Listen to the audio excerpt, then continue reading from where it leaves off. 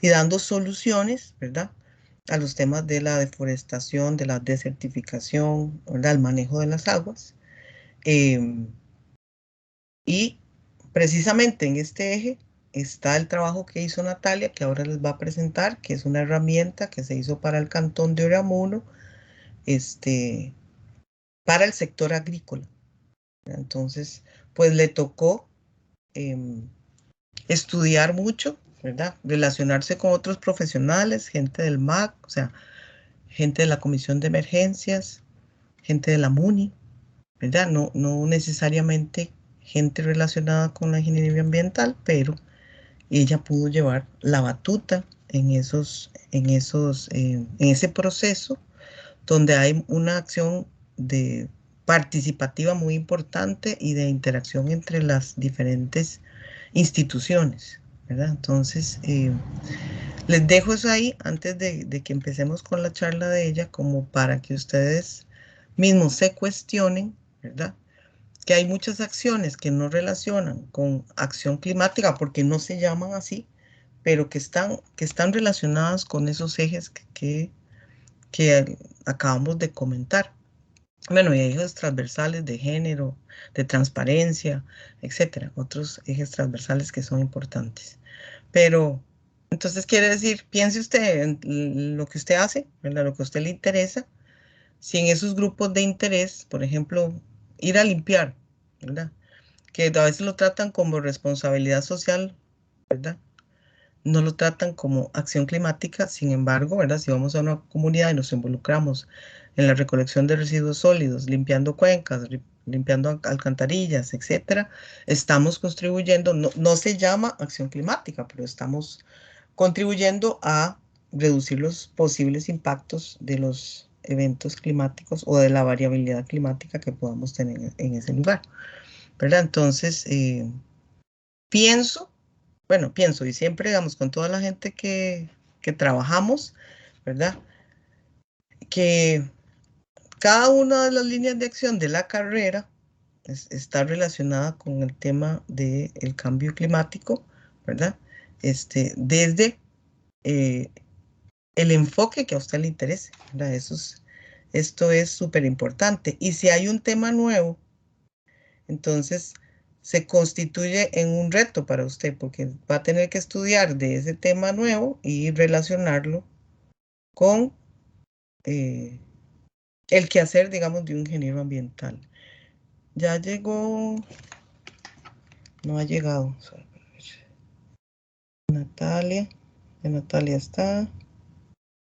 Y Natalia está por ahí. No, estaba dándole chance que se conectara. No está. Ok, vean, antes de seguir con darle paso a Natalia, ya está por ahí. Entonces dejo de compartir eso y les quiero presentar. Profe, yo no la veo dentro de los participantes. No, es que quedamos que a la 1:30 todavía quedan 13 minutos. Y Natalia Ulloa, el asistente, que estaba esperando que se conectara, pero no la veo. Entonces, quedamos de que se iba a conectar, pero no la veo. Entonces voy a seguir adelante yo. Ok. Les había dicho, chicos, es pausa para hacer algo administrativo, porque no sé cuánto se va a extender Natalia. Que estaba haciendo, que hice este cronograma del curso, ¿verdad? Donde tengo, igual es el mismo cronograma que está en el programa, pero le adicioné eh, 2 columnas de material de estudio y evaluaciones, de manera tal que esto yo lo voy a subir al Teams, ustedes lo van a tener, que sepan qué es lo que tienen que estudiar, ¿verdad? Y cuándo, o sea, qué materia entra en cada uno de los quizzes, ¿verdad?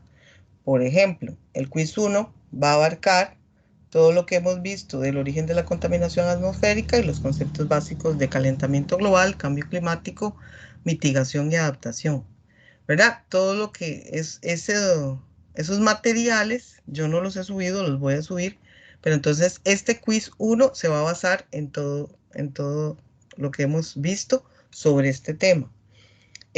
Aquí está el capítulo 3, ¿verdad? Que son los fundamentos de lo que yo tengo que conocer de gases, que ya les había indicado, y para que vean, nada más porque esto lo iba a hacer la clase anterior, pero se me olvidó. Aquí ya ustedes tienen, bueno, el programa, tienen el RIS, que es el folleto de contaminación atmosférica, y es el TEODOR, ¿verdad? Entonces, del capítulo 3 del TEODOR, que es los conceptos básicos sobre las propiedades de los gases que vamos a manejar en el curso, usted debería revisar que todos los conceptos que está ahí, que son de cursos anteriores, usted los maneja.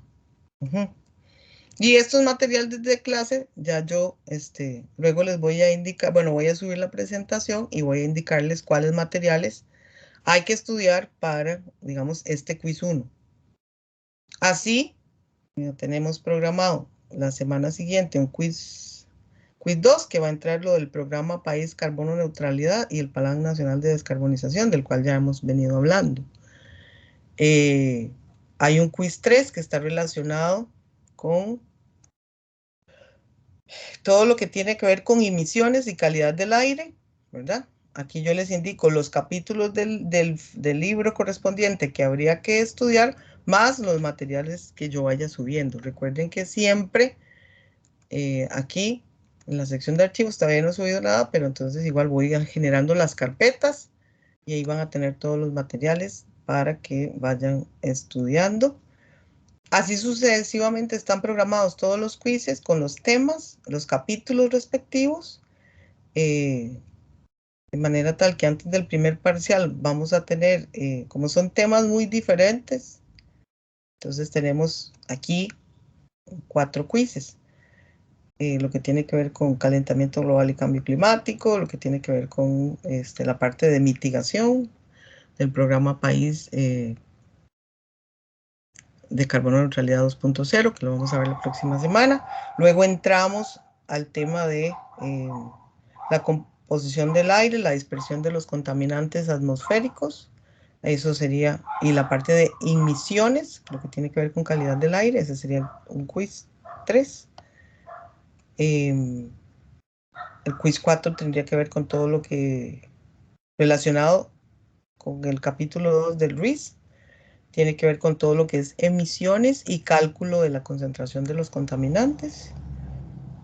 Creo que hasta aquí entraría el primer parcial.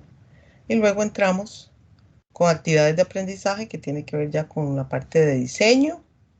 Entonces tenemos una actividad de aprendizaje 1, ¿verdad? Esto, a diferencia del quiz, el quiz lo hacemos en un plazo de tiempo, esto en la misma hora de clase o después, ¿verdad? Esto es para entregar, entonces pues van a tener un mayor tiempo para entregar cada una de esas actividades. Yo programé las 4. No, programé 3 y queda una cuarta, porque en caso que podamos hacer una gira, que esa es la esperanza, la cuarta sería el informe de, de esa gira. Y tendríamos un quiz, los quizzes 5 y 6 de los sistemas de condensación y la parte de otros métodos de tratamiento de gases, ¿verdad? Que son métodos destructivos, básicamente. Entonces, esto lo tienen, lo subo ahí al Teams, ¿verdad? Para que ustedes vayan guiándose, viendo qué tienen que ir estudiando, sobre todo aquí abajo, sobre todo en la parte de diseño, para que lo tengan presente, ¿verdad? Casi que por semana tenemos un capítulo, ¿verdad? Del TEODOR, esto es mecanismos de colección de material particulado, son las características de las partículas, cámaras de sedimentación y ciclones, estos dos corresponden al capítulo 8, sedimentadores, el capítulo 9, ciclones, y así para que vean, capítulo 10, porque es precipitadores electrostáticos. Cada uno de los capítulos se refiere a un equipo de control. Entonces aquí ustedes ya tienen asignada la lectura, ¿verdad? Para que puedan ir avanzando y teniendo ahí ordenadamente toda la información que vamos a ver en el curso, ¿verdad? Lo que vamos a ir viendo por semana. Espero que este documento les ayude como a organizar su tiempo y trate pues de que tengamos menos quizzes y O sea, que el trabajo ya está determinado, entonces que ustedes puedan organizar mejor su tiempo. ¿Algún Profe, comentario, pregunta? Sí, dígame. y yo. Tengo una duda con los quizzes, así como de interpretación, digamos. Por ejemplo, el quiz 1 Ujú, abarca lo que se tenía que estudiar y vimos con usted la semana pasada y esta semana. Entonces se ujú, haría en semana 3. ¿Qué correcto. día? Ah, esa es una... supongo que el jueves. ¿Qué prefieren? Bueno, hagamos una cosa. Igual, si ustedes gustan, podemos hacer el quiz el fin de semana. Yo no tengo ningún problema. El semestre pasado apliqué eso, que activaba los quizzes el sábado, digamos a mediodía, y los dejaba hasta el domingo a mediodía. Claro, el quiz tiene un plazo de tiempo, pero usted en la ventana de las 24 horas puede entrar cuando guste y hace el quiz. Me funcionó muy bien, ¿verdad? Y si a alguien se le va la luz, se le va el internet, todo, o sea, tiene tiempo para entrar y hacer su quiz, ¿verdad? Siempre de preguntas aleatorias y toda esa cuestión, ¿verdad? Para evitar que... Pero si gustan, lo podemos hacer así. O lo hacemos en el tiempo de clase, como ustedes gusten. Profe, o tal vez digamos hacerlo así, pero de jueves para viernes. Ajá. Sí, a Sí, mí pues me parece vamos a más hacer eso. de jueves a viernes, sí, como de mediodía a mediodía.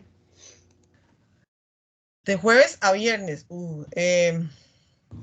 Bueno, sí, sí está bien, no hay ningún problema. O sea, se activa el jueves después de la clase Ujú. y se desactiva el viernes a las 3. O sea, de 3 a 3. Sí, profe, quedaría genial Sí, porque digamos, yo los jueves tengo el día súper lleno, en cambio los viernes no tengo clases, entonces cada uno agarra como ese espacio y lo hace en el momento que le quede más cómodo. Ujú. Sí, y no agarramos fin de semana, porque no me gustan los juegos en fin de semana. Ya no Ah, estoy bueno, para no eso. puede ser. Este, sí, es una propuesta, ya les digo yo. La ventana esa de las 24 horas funciona muy bien. Y pues igual yo me tengo que organizar. Entonces, quedamos de acuerdo en que lo abrimos después de la clase el jueves. Y sí, Mónica. Bueno, no sé si todos están de acuerdo, en realidad deberíamos votar. ¿Todos están de acuerdo en que sea los jueves, después se active después de la clase hasta el viernes a las 3 de la tarde, levantando la mano con la Profe, pero cosita? yo quiero decir algo antes de que voten. Ah, bueno, diga algo antes de que se vote. A ver. Que sí puede ser como después de la clase, pero como al mejor como a las 5 de la tarde. Es que lo active de 5 a 5. ¿Me explico? Porque los viernes hago asistencia y si no, no me queda tiempo de hacerlo. Sí, sí, por eso, ve, hay gente que le gusta hacerlo el fin de semana y hay gente que no, ¿verdad? Hay gente que dice, bueno, como entre semana tengo que hacer muchas cosas, entonces ya con calma el fin de semana yo lo hago, punto. Y otros Profe, piensan que o, no. ¿Hola? o incluso los viernes no sea hasta medianoche, porque al menos yo sé que la mayoría no tienen clase los viernes, pero yo hago asistencia los viernes desde las 8 hasta las 5, o sea, todo el día. Sí, same. Tendría que hacerlo el jueves en la noche, el quiz, digamos, después de clase y no tendría como mucho tiempo. Ujú. Ujú, bueno, hay que ponernos de acuerdo, entonces, ¿de a qué hora? Y Porque, si entonces lo hacemos como de viernes a sábado, o sea, como para los que tienen el chance el viernes, se hace el viernes y los demás el sábado. No sé, digo como que quede como más cómodo para Uy, todos. yo prefiero mantenerlo fuera el fin de semana completamente, la verdad. pero es que, por ejemplo, Mejor no jueves sé, a viernes. tal vez tomando en cuenta de que muchos hacemos asistencia, tal vez se podría poner como de viernes a sábado de correcto, una a la tarde, yo pienso ¿verdad? Como un día entero. que sería bueno eso, como que Eh, para que los que quieren hacerlo el viernes lo hagan el viernes y a los que les sirve más el sábado lo hagan el sábado, porque porque es que también, están levantando la mano, están como para considerar las dos cosas, la gente que trabaja y hace asistencia, que pasa muy ocupada, digamos, en la semana, y la gente que prefiere cuidar su fin de semana. Entonces, lo podemos poner desde el Profe, viernes a mediodía hasta el sábado a mediodía. Profe, sí, sí, era yo, Alison, Sabrina. Sí. Sabrina. Ajá. No, lo mío era también como para opinar. Yo creo que sí lo podríamos dejar de viernes a sábado. Yo sé que y a la mayoría de personas no les gustaría tocar el sábado, pero también como por consideración de las asistencias. Correcto. Y también, o sea, tampoco es que tenemos que hacerlo a huevo el sábado, puede ser el viernes. No, por eso abrimos la ventana de las 24 horas. Si usted le entra a la hora que a usted le conviene más, ¿verdad? Y pensamos en todos, porque yo sí pienso en la gente que ya a este nivel, mucha gente hace asistencia, y en la asistencia hay que hacerla de lunes a viernes, ¿verdad? Sí, en algunos casos, bueno, dependiendo del tipo de asistencia que sea, pero si van, entonces, darle chance a los dos, Rebeca, estás levantando la mano. Sí, es que yo también hago asistencia los viernes. Lo que pasa es que, bueno, depende del horario que pongamos. Yo usualmente trato de irme a mi casa después de la asistencia, entonces todo el viernes no lo podría utilizar y los sábados de la mañana tengo clase. Entonces, como que, digamos, si lo hiciéramos el jueves, a mí en lo personal sí me quedaría mejor, pero por mayoría parece que no. Ujú, ahí está. Ahí está. ¿Ya entró? Nati está pidiendo el acceso. Hay que darle a admitir. ¿La dejan entrar? ¿O me toca yo? Es que no la veo aquí. Yo creo que ya pudo Parece entrar. que ya sí, profe, ya. ¿Ya entró, verdad? Sí. Hola, Nati. Hola, ¿cómo están? Bien, aquí ponernos de acuerdo. Dame un minuto. Entonces, No hay problema. gracias. Digamos que por mayoría lo dejamos del viernes a mediodía al sábado, no sé, a las 6 de la tarde. Sí, Profe, sí, a mí me parece eso bueno. ¿verdad? Y así también tratamos de resolver el problema de Rebeca, que tendría un espacio en la tarde. Si se traslada y tiene clases, entonces también. Ok. Entonces, del viernes a mediodía al sábado a las 6 de la tarde. Y entonces entran en el momento que les sirva. Ok. Y no agarramos el tiempo de la clase y ustedes resuelven su quiz. Ok, perfecto. Ya estamos grabando, sí. Ok, Natalia, ¿puedes encender la cámara? Ok, bueno, y ahí les subo el cronograma, ahí lo tienen. Entonces, ya saben cuál es la materia, ya saben dónde están los capítulos. Y ya. Hola, buenas tardes. Esta vez sí me funcionó. ¿Por qué? Sí, ¿verdad? Esta vez funcionó. Así es, Sí, Morphy, me parece. pero bueno. Bueno, buenas tardes a Natalia. No sé si todos la conocen. Ella es Natalia Gómez. Ella es ingeniera ya ambiental, ¿verdad? Presentó su tesis ahora en enero. Bueno, ella va a hablar está muy involucrada en los temas de cambio climático, acción climática, y hizo su tesis, como ya les comenté, en los temas de adaptación. Entonces, bienvenida Natalia. Muchas gracias por venir a compartir su experiencia. Y aquí adelante. Ya apago la cámara y queda usted. ¿Puedes compartir? Yo dejo compartir. Sí, voy a ver que pueda compartir. Ujú. Nada más voy a ponerlo por acá. Un momento. Listo. Dice- Ok. Mm, Lista. Sí, ya puedo compartir. Ajá, ahí. Listo, ahí está. ¿Lo ven? Se verá. Sí, señorita. Bueno, entonces, ok, súper, no, buenas tardes.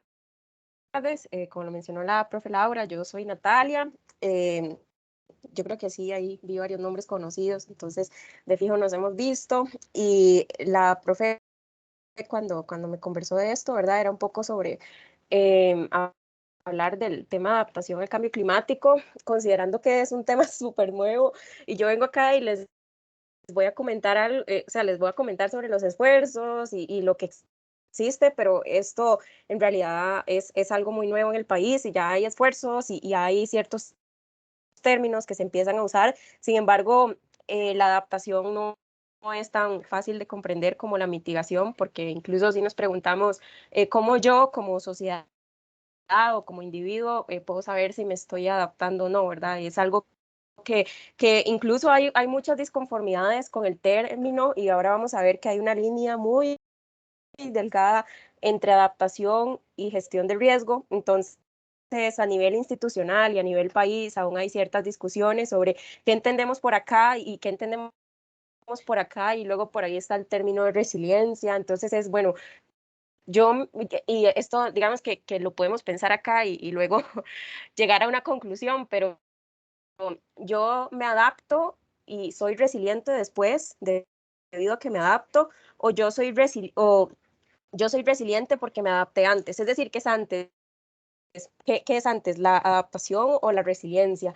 Y eso es aún una discusión, ¿verdad? Porque la resiliencia da condiciones también para que yo me pueda adaptar, pero a la vez, si yo me adapto, llego a ser resiliente. Entonces es como un ciclo, pero bueno, eso es nada más un poquito de por qué es tan complicado. Entonces, a nivel de la presentación, bueno, cambio climático y variabilidad, que de fijo eso sé que ya lo han visto, me imagino, ¿verdad? Pero nada más como la base, luego efectos e impactos, luego tenemos los escenarios de cambio climático, luego el riesgo asociado al clima, porque cualquier medida de adaptación no debe de ser solo porque sí, ¿verdad? Porque vamos a ver que también la adaptación llega a ser muy, o sea, cualquier medida de adaptación puede llegar a ser una medida de desarrollo porque busca mejorar las condiciones de vida, pero nosotros a nivel país y a nivel internacional no podemos mezclar adaptación y desarrollo, porque si no las agendas y todos los esfuerzos multilaterales también para que esto ocurra, digamos, no, o sea, no, al final el financiamiento que se llegaría a lo que es realmente adaptación no estaría llegando. Entonces la adaptación es adaptación, sí, y solo sí corresponde al objetivo de reducir el riesgo asociado al clima. Luego algunos ejemplos de medidas de adaptación. Y bueno, gobernanza climática, la parte de algunos esfuerzos existentes y recursos. Es una presentación bien larga, pero no, en realidad la primera parte va a ser muy breve. Entonces tenemos un contexto, ¿verdad? En donde tenemos el sistema climático, ¿verdad? Que se conforma por la atmósfera, la hidrosfera, la criosfera, la biosfera y la litosfera, la superficie terrestre. Entonces resulta que cada uno de estos componentes se ve influenciado por el otro e interaccionan entre sí y con la radiación del sol.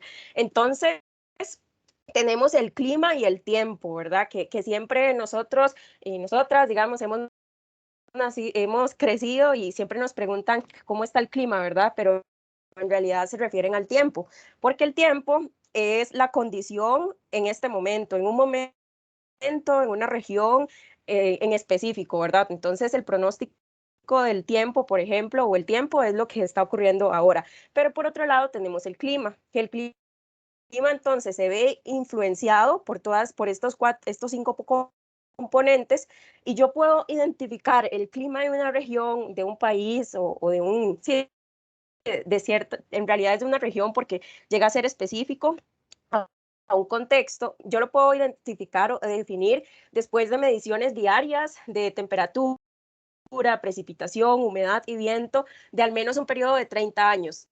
Entonces, si yo para identificar que el clima de, no sé, que el clima de la región Caribe Sur, por ejemplo, se caracteriza por cierta humedad, por cierta temperatura, por cierta precipitación, yo para identificar eso tengo que esperar a mediciones diarias de 30 años. Entonces, ahora, si yo quiero decir que está ocurriendo un cambio climático, entonces sí necesito irme para atrás, ¿verdad? E identificar estas mediciones y ver cómo es que el clima está cambiando, y por eso es que hay bastante, como hay algunas personas que dicen, no, el clima no está cambiando, esto es normal, pero en realidad sí está cambiando, y por eso es que hay tantos esfuerzos en esto. Entonces tenemos el clima en Costa Rica, que se divide por regiones climáticas de acuerdo a las condiciones de cada lugar, y esto es competencia del Instituto Meteorológico Nacional. Luego, otro tema que siempre, y es que nosotros muchas veces, y bueno, van a seguir viendo, ¿verdad? Mucha gente dice, bueno, hubo una inundación, esto fue cambio climático, pero Entonces, por otro lado, salen los científicos y dicen, y los del IMN, ¿verdad? Muchas veces, porque eso pasó el año pasado en Turrialba, salen y dicen, no, eso no es cambio climático, estas son las condiciones climáticas de esta región, y bueno, ahí es en donde juega el término de variabilidad climática, que la variabilidad climática es porque, bueno, ya sabemos que nuestro sistema climático se ve influenciado por 5 componentes, entonces esto no va a ser estático, sino que es un sistema dinámico y experimenta variaciones constantes. Y estas variaciones se les llama variabilidad, y las variaciones pueden ser interanuales, cada 5 años, etcétera, y ahí hay ciertos ciclos. Entonces ahí es cuando entra el fenómeno ENOS, ¿verdad? Que es el fenómeno del Niño, oscilación sur, que bueno, entonces esto tiene que ver cuando las aguas, ¿verdad? Y pasa toda esta situación físico-química también, entonces se reflejan los territorios con sequías, cuando es la condición seca, ¿verdad? O con lluvias fuertes, la niña, ¿verdad? Cuando es la condición húmeda. Y esto se asocia a la variabilidad climática también, y bueno, muchas veces también sale gente diciendo que es cambio climático, pero algo que hay que tener claro es que el cambio climático viene o está intensificando estas condiciones de variabilidad climática. Y bueno, por acá está este gráfico sobre el niño. Yo la verdad no soy experta sobre el niño, pero es nada más a modo de ejemplo. Y luego por acá tenemos, por ejemplo, sí, las anomalías de lluvia fuerte durante el fenómeno del Niño. Entonces ahora, bueno, ya tenemos variabilidad, tenemos qué es el sistema climático, la diferencia entre tiempo y clima. Entonces el cambio climático ocurre cuando el estado del clima atribuido el cambio climático, digo, es la variación del estado del clima atribuido directa o indirectamente a la actividad humana, debido a que se altera la composición de la atmósfera, ¿verdad? Que me imagino que fijo ya lo han visto y ya todos lo sabemos, ¿verdad? Y que esto se suma también a la variabilidad climática natural, observada durante periodos de tiempo comparables. Entonces, por acá tenemos este gráfico que no fue solo un diseño, sino es el gráfico, ¿verdad?, de cambio climático, donde se muestran las temperaturas promedio cada uno de los años en Costa Rica, desde el 1900 hasta el 2018. Ahora, entonces, ¿cómo afectamos al sistema climático? Entonces ya me imagino que también ya lo vieron. Tenemos la radiación, ¿verdad? Tenemos los gases de efecto invernadero. Los gases de efecto invernadero atrapa mayor calor y causan el calentamiento de la Tierra. Y luego esto o sea, hay evidencia científica, como ya lo hemos visto también, que el aumento en la temperatura de la Tierra está correlacionado al aumento en la concentración de dióxido de carbono, que por acá es el gráfico de concentración hasta el 2021. Y bueno, entonces, ¿cuáles son los efectos asociados al cambio climático, verdad? Porque el cambio climático, o a veces decimos efectos asociados al clima, porque es que, a ver, a nivel de sociedad, ¿verdad? Nos sirve hablar de cambio climático. Incluso en mi tesis, el profesor Coy me dijo el tema de crisis climática, y claro que sí, yo puedo pensar que es una crisis climática, pero a nivel de, a ver, como a nivel de datos, o si yo hablo con un meteorológico y le digo crisis climática, le digo cambio climático, un solo, ¿verdad? El meteorólogo me va a decir, ¿basado en qué datos, verdad? ¿Basado en qué serie yo puedo decir que esto es realmente cambio climático? Entonces nosotros sí sabemos que es cambio climático, ¿verdad? Porque hay suficiente información, pero sí, pues tenemos bastante cuidado en cambio climático, variabilidad, crisis climática. Entonces, por acá algunos efectos asociados al cambio climático basado en información científica, ¿verdad? Tenemos algunos indicadores globales, porque esto es lo mismo, ¿verdad? No se puede decir tan a la ligera es cambio climático. Entonces se mide la temperatura y energía, la composición atmosférica, con respecto al océano y el agua, ¿verdad? La acidificación, los niveles del mar, y con respecto a la criosfera, el tema de los glaciares y las extensiones de capa. Entonces, algunos efectos asociados al cambio climático o asociados al clima que se intensifican con el cambio climático, bueno, tenemos los eventos climáticos extremos. Y ojo que acá también siempre que hablemos de extremos hay que tener cuidado, porque un evento climático puede ser intenso, pero no necesariamente extremo. porque si yo digo que un evento climático es extremo, eso quiere decir que hubo, o sea, que estadísticamente yo puedo probar que es un evento raro. Entonces, esto se mide con el tema de percentiles, ¿verdad? O con estas gráficas. Entonces, sí, o sea, si uno le dice a un climatólogo o a un meteorólogo, ajá, el tema de eventos climáticos extremos, pues de fijo te van a decir como, es que un extremo ocurre que cada 5 años, cada 10 años, son cosas inusuales que con el cambio climático se hacen más usuales. Entonces tenemos la sequía, las inundaciones, los ciclones tropicales, ¿verdad? Que un ciclón tropical, dependiendo de su intensidad y de su velocidad, se clasifica en depresión tropical, en tormenta tropical o en huracán. Luego las olas de frío y temperaturas extremas, las tormentas tropicales, las islas de calor. De hecho, también hemos escuchado el término de olas de calor, pero en Costa Rica el Instituto Meteorológico Nacional dice que, bueno, pues acá lo principal son islas de calor. Y luego tenemos otros eventos que son los de manifestación lenta, porque el cambio climático no es, hay algunos eventos que sí ocurren inmediatamente, ¿verdad? Como una inundación debido a una lluvia intensa que no era esperada, o puede ser que sí haya sido proyectada, pero hay otros que van viéndose poco a poco, ¿verdad? Entonces tenemos la desertificación, el aumento de la temperatura, la salinización, el derretimiento de los glaciares, la degradación del suelo, la pérdida de la biodiversidad. Entonces, ante estos efectos es ante lo que nosotros nos tenemos que adaptar como sociedad. Y bueno, los impactos, ¿verdad? Porque alineado a los efectos lo tenemos que entender como la condición física o el cambio que es notable, ¿verdad? Pero ahora los impactos es como esta condición física se refleja en nuestro territorio. Entonces, los impactos son las consecuencias sobre la vida, los medios de vida, la salud, los ecosistemas, las economías, las sociedades, las culturas, etcétera. Todos nuestros sistemas socioeconómicos, urbanos y también los sistemas productivos. ¿Cómo es que estos cambios físicos se reflejan en los territorios?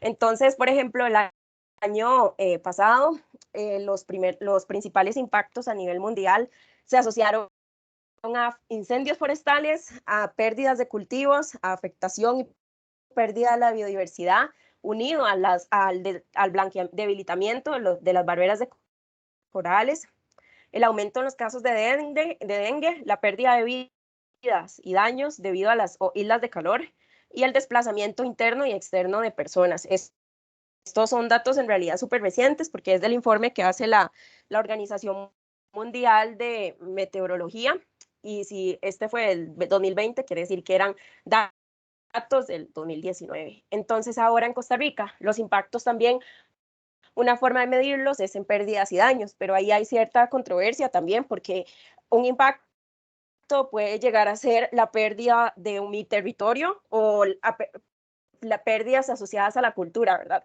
Entonces, hasta este momento no se le ha dado un valor económico a esto, pero lo que sí tenemos en Costa Rica, por ejemplo, son datos de la sequía del 2014 al 2016, del huracán Otto, de la tormenta Nate, que si bien algunas personas, meteorólogos, ¿verdad?, nos pueden decir, no, es que esto no es específicamente cambio climático, o hasta este momento, ¿verdad?, basado en los datos que tenemos, no puedo decir qué es, pero sí los usamos porque estos son datos que se ven intensificados por el hecho del cambio climático.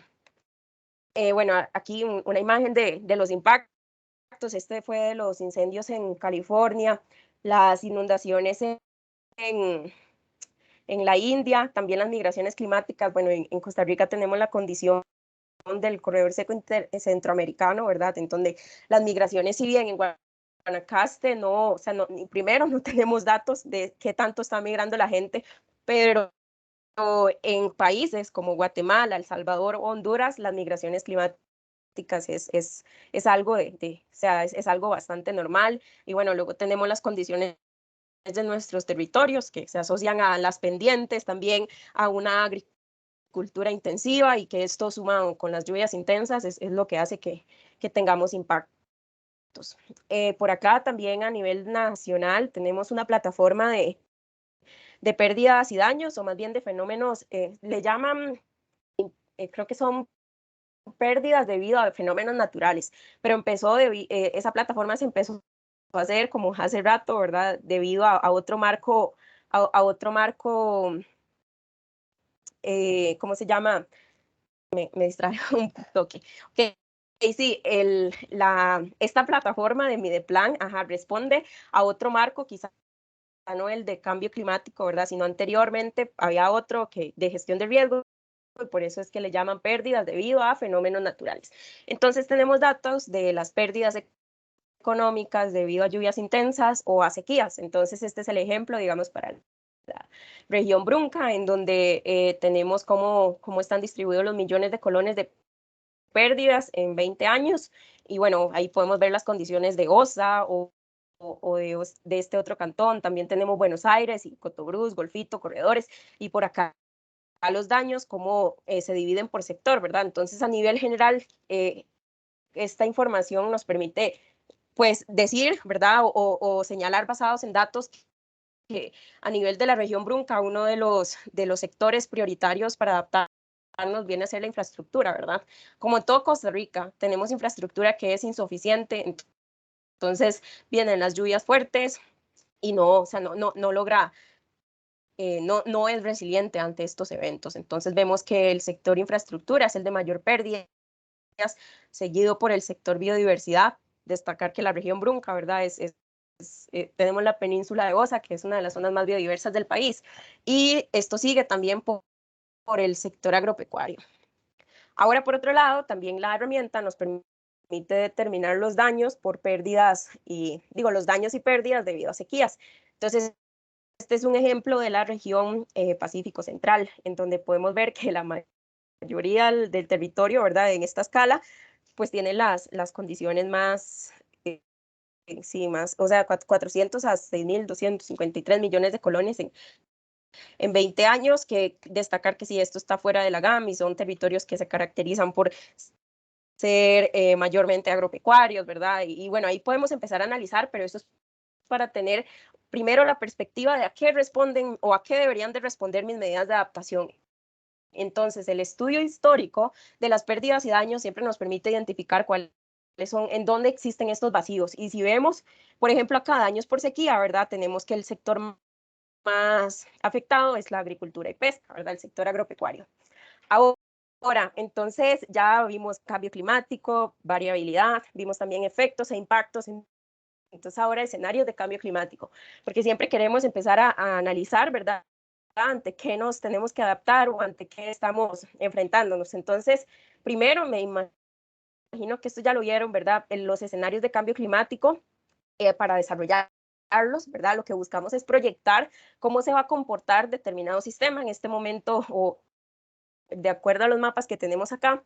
Tenemos dos variables: en el de la izquierda es temperatura, en el de la derecha es precipitación, pero también hay estudios de viento que tiene el Instituto Meteorológico Nacional. Entonces, estos escenarios tienen que ver con los RCPs, ¿verdad? Que son las trayectorias que se han desarrollado a nivel internacional para llegar a saber cómo va a ser el clima de acuerdo a las emisiones de gases de efecto invernadero. Entonces, estos son basados en el RCP 8.5, que es el peor, que es el que supone, son basados en supuestos, ¿verdad? Porque es viendo hacia futuro.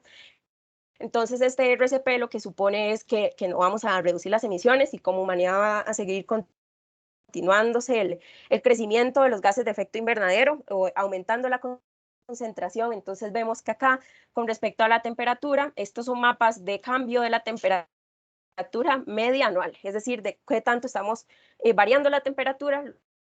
Y por acá podemos ver, que en la región central va a haber un aumento alrededor del 1.5. También tenemos aumentos un poquito más bajos, como entre el 1.4 y el 1, entre el 1.4 en las otras partes del país, pero ya ahora, esto es a corto plazo, 2010, 2039. Y luego, por otro lado, a mediano plazo, que es 2040, 2069, pues sí vemos un aumento en la temperatura considerable en todo el país. Ahora, estas proyecciones se hacen basadas en modelos, ¿verdad? Entonces, a nivel internacional se han realizado modelos, también hay bases de datos, y acá, con respecto a esto, como país y como región, también tenemos muchos retos. Y esto es que yo no puedo mencionar o hablar de adaptación sin mencionar esto, porque yo para justificar una medida necesito datos. Y en nuestro país, históricamente, ¿verdad? Las estaciones meteorológicas pues no han sido las mejores, teníamos estaciones meteorológicas automáticas, ¿verdad? O habían otras que eran manuales, entonces eran estaciones que a veces no dejaban de funcionar. Entonces ahora, si vemos históricos, si nos ponemos a estudiar ahorita, en este momento, desde 1970, qué datos tenemos, pues vamos a encontrar como que mensualmente hay días que quizás no están o no hay datos suficientes para hacer modelos basado en la, ¿cómo se llama? En lo que ha caído en nuestro territorio, es decir, en la temperatura que se ha sentido o más bien en la temperatura medida en cierto lugar en Costa Rica, ¿verdad? Entonces, como no tenemos datos robustos a nivel de estaciones meteorológicas, entonces se utilizan modelos como este es un modelo Precis, o también ahí está la base de datos de WorldClim, o hay otra base de datos que se llama NASANEX, pero lo que pasa con esas otras bases de datos que son a nivel internacional y tienen información buenísima, es que no es, o sea, la resolución es diferente. Entonces, si otra de esas bases de datos es 25 por 25 kilómetros, si yo tuviera buenas estaciones meteorológicas, en realidad se está midiendo y se está monitoreando la temperatura que se siente aquí en el territorio, bueno, la temperatura medida acá, la precipitación acá, pero estas bases de datos son basadas a nivel global, ¿verdad? Entonces, al final, pues es información que sirve, funciona, claro que sí, pero hay que considerar las incertidumbres debido a la resolución. Pero bueno, esto es con respecto a temperatura, y ahora por acá tenemos el mapa con respecto a precipitación, en donde vemos que incluso hay ciertas personas que consideran que algunos de los escenarios así pues están un poco sesgados porque se ponen a analizar región por región, ¿verdad? Entonces, por ejemplo, acá, así por encima, vemos que por acá pues hay un cambio de lluvia, al menos me parece que está casi que al menos 20%, es decir, una disminución en la precipitación, pero luego acá, si lo vemos, o sea, sin hacer algo robusto, pues me parece que ya está como a un menos 15, ¿verdad? Como que la intensidad del color disminuye. Entonces, pues son patrones que lo que me dice es que al corto plazo puede ser que la precipitación disminuye, pero a largo plazo, digo que sí, que al corto plazo disminuye, pero a largo plazo vuelve a aumentar un poquito, porque si en el corto plazo era menos 20 y luego acá está menos 15%. Pero bueno, estos son los escenarios que tenemos hasta ahora. De hecho, el año pasado el IMN sacó el último estudio sobre escenarios climáticos en Costa Rica. Y tenemos un visor centroamericano, que eso fue un esfuerzo del gobierno español para, entonces por acá, esta es una imagen nada más, quieren luego se meten, es centroamerica.aemet, y bueno, hicieron un esfuerzo por tener los modelos acá, la variable que uno quiere, que quiere determinar o identificar el escenario y los meses. Lo único es que, bueno, como ven acá, ¿verdad? Estos, si nos basamos en escenarios regionalizados, es cuando tenemos los problemas, y ojo, el tamaño, ¿verdad? Entonces es información que puede ser que sean dos cantones con condiciones diferentes, pero la variable pues me da lo mismo de acuerdo al visor, pero es lo que les mencionaba de la incertidumbre y la resolución de los datos. Entonces ahora, después de esto, ¿verdad? Cuando analizamos el cambio climático, tenemos que medir el tema del riesgo asociado al clima, ¿verdad? Porque resulta que el riesgo asociado al clima es este gráfico que vemos acá, en donde tenemos que el riesgo es esta componente que está formada por tres elementos. Las amenazas climáticas, que es lo que ya vimos un poquito, ¿verdad? Con estos efectos, con estas proyecciones, es lo que uno puede... la amenaza climática es la condición o el evento físico que puede causar ¿cómo se llama? Que puede causar un daño o un impacto negativo en mi territorio. Por eso es una amenaza. Luego tenemos exposición, que es el grado en el que el sistema que yo esté estudiando, ¿verdad? Entonces ya serían los bienes, los servicios, la población, el sector agropecuario, la biodiversidad, el ecosistema está expuesto a esta amenaza. Y luego tenemos la vulnerabilidad, que es la predisposición de mi sistema. Entonces, si digo sistema, como para entender que yo puedo analizar un territorio, puedo analizar una empresa, puedo analizar un ecosistema, puedo analizar un bien, puedo analizar un servicio, etcétera. La vulnerabilidad de este sistema a ser impactado por las amenazas climáticas. ¿verdad? La predisposición del sistema a ser impactado. Entonces, este es el marco del riesgo que determinó el panel intergubernamental de las Naciones Unidas, el panel intergubernamental de cambio climático en su quinto reporte, que es de evaluación, que esto fue el AR5 en el 2014. Pero anteriormente había ya en el AR4, el modelo que se utilizaba para entender el riesgo era riesgo es igual a amenazas, bueno, se compone por las amenazas y la vulnerabilidad, y la exposición se analizaba dentro de la vulnerabilidad. Y cualquiera de estos en realidad tiene bastante sentido, y vamos a encontrar también a riesgólogos o a gente que trabaja en gestión del riesgo que dicen, bueno, ¿por qué en cambio climático utilizan en este contexto? Para mí no hace sentido porque yo por otro lado veo esta otra cosa. Entonces, digamos, a nivel país, ahí encontramos como una pared también cuando queremos entender qué es el riesgo, porque tenemos la Política Nacional de Gestión de Riesgo, en donde se define riesgo es igual a amenaza por vulnerabilidad. Así, ¿verdad? Pero luego entonces tenemos por otro lado todo el contexto que trae cambio climático, en donde lo más reciente es este marco conceptual. Entonces ya hay dos conceptos diferentes y esto pues genera cierta controversia a nivel nacional, ¿verdad? Pero bueno, entonces nada más eso es como un poquito de contexto. Tenemos que la exposición y la vulnerabilidad se ven afectados por los procesos socioeconómicos, por las trayectorias socioeconómicas, por las medidas de adaptación y mitigación que yo implemento en mi territorio y por la gobernanza.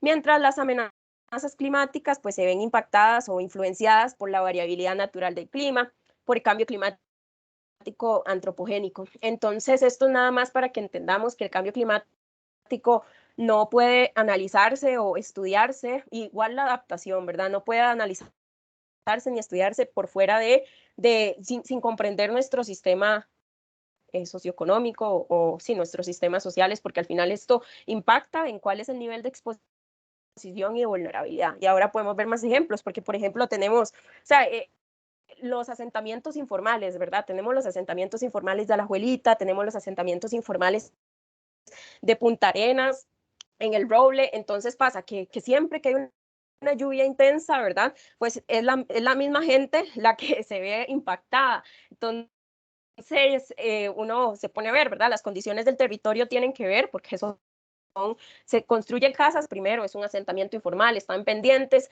pero también, pues, también hay que analizar por qué es que estas personas llegan acá, y tenemos ahí todo un contexto también de migración interna y externa en Alajuelita, por ejemplo, y bueno, toda la estructura de estas casas, ¿verdad? Que los asentamientos informales no tienen tampoco servicio público de recolección de residuos, no tienen agua potable. Entonces, este montón de cosas hacen que esta población sea más vulnerable y que las medidas de adaptación deberían de atender primero a esta población.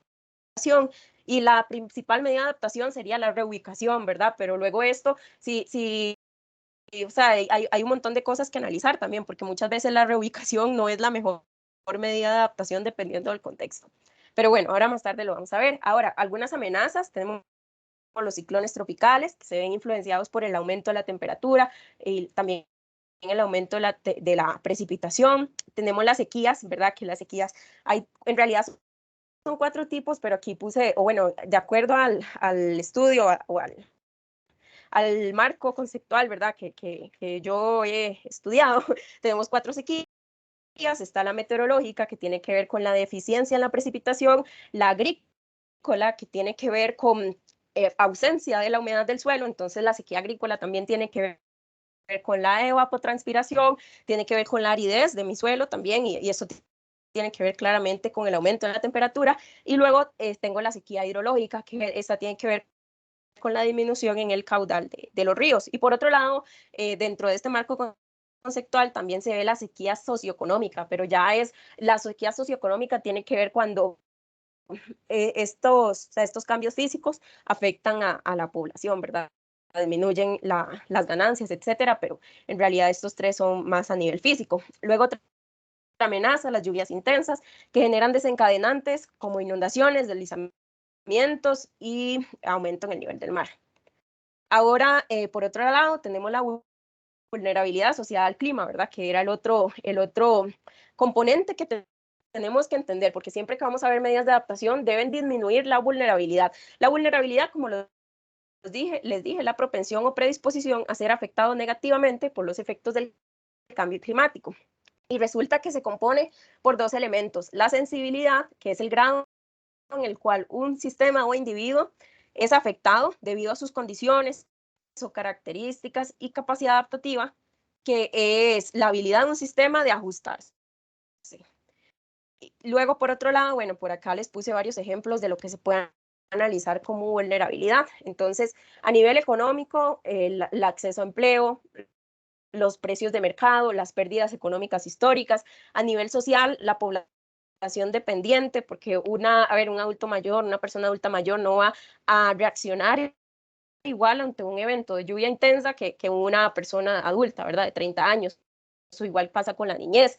Luego, el acceso a la educación, las NBI, que son las necesidades básicas insatisfechas, la pobreza, el crecimiento poblacional, el crecimiento demográfico y sí, luego también asociado a elementos físicos, por ejemplo, la calidad de viviendas o la infraestructura, también el acceso y disponibilidad a carreteras, aspectos políticos, que eso tiene mucho que ver con capacidad adaptativa, también los que sí tienen buenos sistemas políticos a nivel de territorio, ¿verdad? Entonces, calidad de gobernanza, nivel de corrupción, barreras regulatorias, etcétera, y ambientales, tiene que ver, por ejemplo, el porcentaje de mi territorio que es área silvestre protegida, los servicios ecosistémicos, el acceso a agua potable, a saneamiento, etcétera.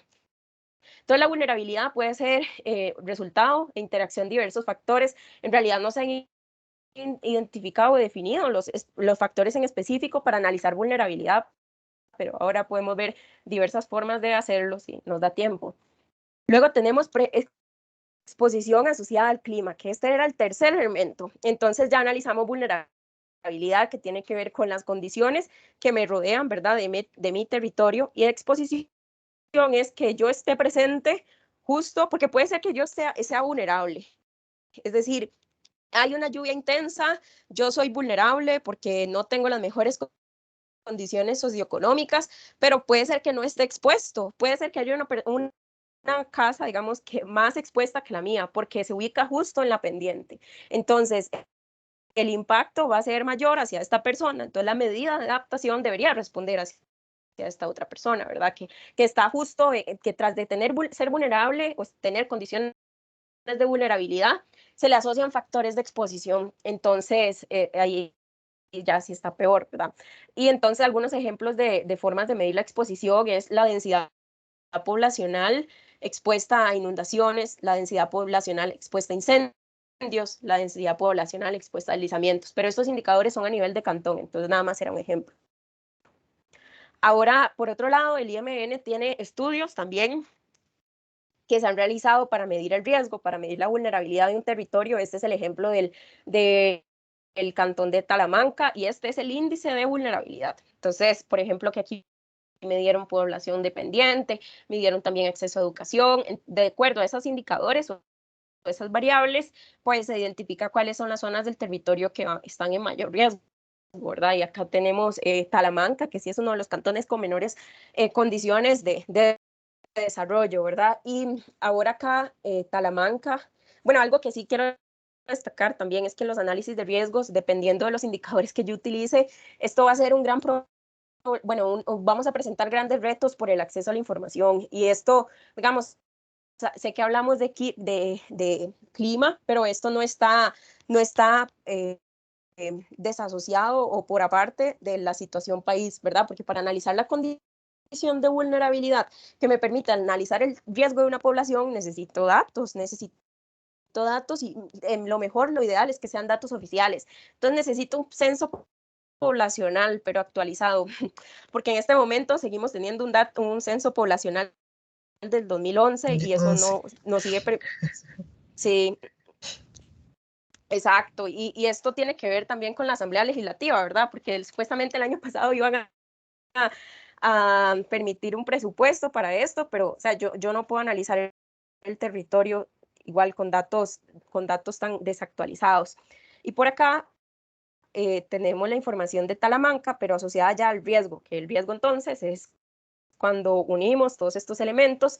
El lado izquierdo es el riesgo asociado a eventos extremos secos y el lado derecho es eventos extremos lluviosos. Entonces, si si nos ponemos así un poco como con lupa, ¿verdad? Vemos que quizá el riesgo aumenta o es mayor con respecto a los eventos extremos lluviosos, pero hay algo que tener claro, ¿verdad? Que la simbología acá, por ejemplo, que algo esté en verde, y esto pasa mucho, ¿verdad? Que, por ejemplo, uno le presenta esto a una comunidad y piensan que como está en verde ya está bien, pero en realidad que esté en verde no quiere decir que no tenga riesgo, solo que el riesgo con respecto a las otras secciones del territorio es menor. Pero sí, este es un ejemplo, igual tengo otras metodologías que se han utilizado que ahora más tarde las podemos ver o no sé si nos quede tiempo. Pero, ajá, ahora otra forma, también este análisis que les enseñé anteriormente era con respecto a indicadores, ¿verdad? Se utilizan indicadores cuantitativos y luego esos indicadores cuantitativos se les hace el análisis estadístico, ¿verdad? Que uno ve en diseño experimental y luego esos indicadores entonces se tratan y se pasan a un sistema de información geográfica, pero todo esto es basado en datos. Ahora pasa que como no tenemos datos actualizados, por ejemplo el censo, o que muchas veces las municipalidades o los cantones no tienen datos, o dependiendo el sector productivo no tengo una fuente oficial de dónde utilizar, de dónde sacar datos para hacer mi análisis de vulnerabilidad. Una forma que se ha utilizado también son cadenas de impacto mediante procesos participativos, entonces ahí se analiza cuál es el evento, ¿verdad? Si es un ciclón, un frente frío, un sistema de baja presión, que esto ocasiona lluvias prolongadas o fuertes, luego entonces sale que en este territorio ha causado inundaciones asociadas a cabezas de agua rápidas o lentas, o también movimiento de masas, que sería desplazamientos, deslizamientos o flujos de sedimento. Y ¿cómo se llama? El flujo de sedimento, ¿verdad? Se debe a la saturación de mis suelos.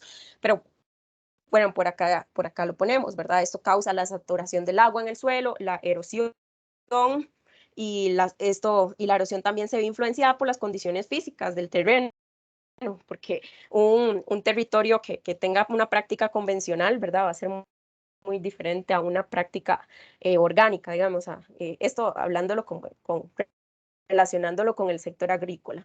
Entonces, al final, como efectos, voy a tener deslizamientos, digo, como impactos, deslizamientos, desprendimientos, flujos de masa, voy a afectar viviendas en zonas pobladas, asentamientos informales, centros educativos, la red vial, y ok, ahí uno puede seguir desencadenando, y esto nada más para comprender un poco cómo se visualizan estos eventos en el territorio y a lo que deberían de responder las medidas de adaptación. Entonces, no sé si hasta aquí tienen alguna duda o comentario, o ha sido mucha información, o he ido muy rápido. Voy a parar un toque para ver. Sí. Mucha información. ¿A qué hora termina la clase? A las 2:40 termina la clase. Pero yo quiero que se devuelva a la lámina anterior, hable más despacio y explique con la lámina anterior los elementos que se consideran. Por favor. ¿Con esta? Esa. Los elementos. Ajá. Los elementos que se consideran. Ajá. Correcto. Ah, ok. Sí. Pero recuerde, bueno, vea, nada le voy a más decir, brevemente. Perdón. Recuérdese, Nati y yo tenemos mucha confianza porque Nati hizo la tesis conmigo, entonces tenemos de trabajar juntas bastante tiempo. Eso es para los chicos del curso. Entonces, hable un poco más despacio y explíquele a ellos los elementos, ¿verdad? Que tiene cuando usted hace un análisis de los posibles riesgos e impactos en un territorio. Este ejemplo es de Alajuelita. Ajá. Sí. Yo muchas veces hablo demasiado rápido porque me emociono, ¿verdad? Ok. Bueno, entonces, nada más para explicar esto de nuevo, tenemos las cadenas de impactos, ¿verdad? Que es cuando en el gráfico anterior, o sea, para retomar esto, voy a devolverme un rato aquí, en este gráfico, que es el de riesgo asociado al clima, ¿verdad? Empezamos porque el riesgo lo necesito calcular, porque a esto es a lo que responden las medidas de adaptación. Entonces, compone de la exposición, de la vulnerabilidad y de las amenazas. Entonces, una forma de hacerlo es mediante indicadores cuantitativos que al final me dan como resultado cartografía, ¿verdad? Si lo que estoy analizando es un territorio, también puede ser un sistema productivo, también podría ser incluso una empresa. De hecho, eso es parte de lo que se hace en salud ocupacional, digamos, analizar el riesgo de una empresa. Pero en ese caso sería ante amenazas asociadas al clima. Entonces, ahora, otra forma de analizar esto es mediante cálculos cualitativos o descriptivos, ¿verdad? Más allá de cuantitativos, porque puede ser que la información no sea accesible o esta metodología se utiliza para complementar. Entonces, por ejemplo, acá mi amenaza serían los ciclones, los frentes fríos, los sistemas de baja presión que causan lluvias fuertes o prolongadas, lluvias intensas. Entonces, esto se desencadena, o el impacto, ¿verdad? El otro desencadenante de la amenaza sería una inundación. Entonces, la inundación va a causar los siguientes impactos que les voy mencionando. Va a causar el aumento del caudal en los ríos, que esto puede causar el desbordamiento de los ríos, o ha causado, ¿verdad? Porque es resultado de un proceso participativo en donde la gente es la que ha identificado qué se ha reflejado en sus territorios. Luego también las inundaciones causan aumento de la escorrentía en zonas pobladas, que esto nos lleva al desbordamiento de alcantarillas, la generación de lodos, el arrastre de sedimentos y residuos, digamos, y la contaminación de agua superficial. Entonces, luego, por otro lado, tenemos una condición en el territorio que es la urbanización sin espacios permeables. Entonces, esto se asocia a baja infiltración de agua en el suelo. Entonces, lo que se busca hacer con las cadenas de impacto es ir desencadenando las relaciones entre la amenaza climática y el territorio, es decir, cómo se va comportando. Entonces, por acá luego analizamos los elementos en riesgo, que ya sería quienes están expuestos, ¿verdad?, ante esta amenaza. Y sería la población, las viviendas en zonas urbanas, los asentamientos informales, los centros educativos, los diques y muros de contención, los puentes, los sistemas de alcantarillado, los sistemas de agua potable, la red vial, y bueno, por acá son unos impactos ya muy en específicos en el cantón de Alajuelita, pero no hay una forma en realidad que sea la específica o solo esta forma es la única para hacer cadenas de impactos, porque depende mucho del contexto también y puede llegar a ser un poco subjetivo, ¿verdad? Porque puede ser que alguien diga, no, para mí el aumento de la escorrentía es un impacto después del aumento del caudal en los ríos, ¿verdad? Por aparte, y también es válido. Nada más es justificar cada uno de los desencadenantes. Por otro lado, también Perdón, ajá. Rebeca está levantando la mano. Sí, Camacho. Ah, era Teams, perdón. Sí, soy yo. Bueno, hola Natalia. Yo tenía una pregunta sobre esta cadena de impacto que usted está explicando. Lo que es específico para Alajuelita es, digamos, porque yo no soy de ahí, no conozco cómo son las condiciones de ahí. Digamos, lo que es específico de ahí es que se ven ciclones, frentes fríos y sistemas de baja presión. Eso es lo que se ve ahí y eso es específico de Alajuelita y de ahí se deriva la cadena o qué es lo que es específico de Alajuelita. Ajá, sí, súper buena pregunta. En realidad, la amenaza que estamos analizando acá o que desencadena estos impactos son las lluvias fuertes o prolongadas, es lo que estamos estudiando, que en cualquier parte en cualquier parte del territorio de Costa Rica lo podríamos estar analizando. Esto de los ciclones, frentes fríos, sistemas de baja presión, es la causa física, ¿verdad? Que de acuerdo a los estudios meteorológicos, ¿verdad? O a las condiciones que podrían causar estas lluvias fuertes o prolongadas, pero en realidad esto es nada más para ejemplificar, ¿verdad? Lluvias fuertes o prolongadas causadas por ciclones, frentes fríos, etcétera, que esto se asocia a la amenaza climática. Ahora, lo que es específico para Alajuelita es todo, bueno, primero que sí, se ve influenciado por lluvias fuertes o prolongadas, pero también todos estos impactos o desencadenantes. Entonces, esto que lo pongo acá es porque pasan a la abuelita. Estos elementos en riesgo también es porque son los elementos en riesgo o expuestos también a la abuelita, por eso dice asentamientos informales, por ejemplo, que es algo que está en la abuelita y puede no estar en otros cantones. Y luego estos son otros impactos que tienen que ver con impactos frecuentes, es decir, que han visto con más frecuencia de acuerdo a eventos anteriores. Listo. Seguimos. Gracias. ¿Puedes volverte un momento para decir? Yo iba a hacer un comentario antes de que lo... Estas cadenas de impacto es para un cantón que es urbano, ¿verdad? Entonces ahí los elementos en riesgo, la mayoría son infraestructura, ¿verdad? Pero si se hace una cadena de impacto en un cantón, ¿verdad? Costero, o en un cantón netamente agrícola, ¿verdad? Vamos a encontrar otros elementos de riesgo, ¿verdad? Y básicamente por ese proceso participativo donde participan todas las fuerzas vivas del cantón, ¿verdad? Se hace la identificación de esos impactos frecuentes en ese territorio, ¿verdad? Entonces, este es un ejemplo de un modelo urbano que todos creo podemos entender, pero que dependiendo de la ubicación del territorio que se esté analizando, llámese un cantón o llámese una organización, ¿verdad? Vamos a encontrar dentro de un listado de posibles impactos, algunos que aplican, otros que no, ¿verdad? Por ejemplo, Alajuelita es un cantón que es montañoso, entonces a eso hay que sumarle, ¿verdad?